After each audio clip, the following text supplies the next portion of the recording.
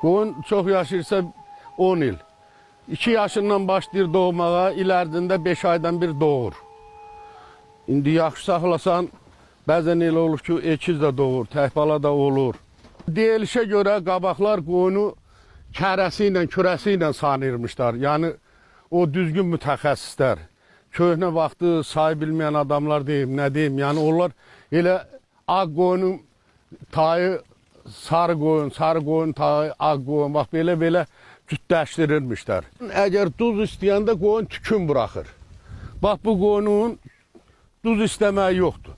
Əgər bu qoyunun duz istəsə, bunun bitili tüklərinin üstündə görərsən ki, bax, belə çoxlu tük var. Yəni, onu buraxır, o tük o bitili tüklərin üstündə durur.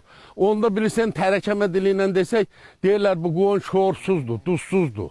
O vaxtı onda qoyuna duz verilir. Quzu elə bir heyvandır ki, nə qədər yağış şiddətli yağsa da o tərpənmir. Yəni, o qoyuna çəpər olur. O qoyun çoğundan quzu qoruyur.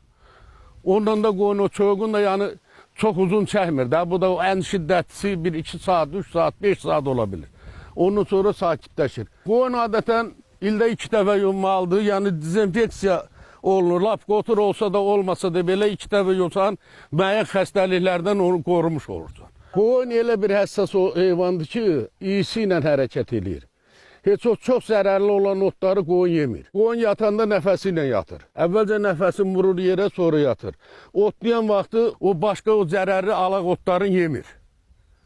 Ancaq ona lazım olan otları yeyir. Ona görə də qoyunda zəhərlənmə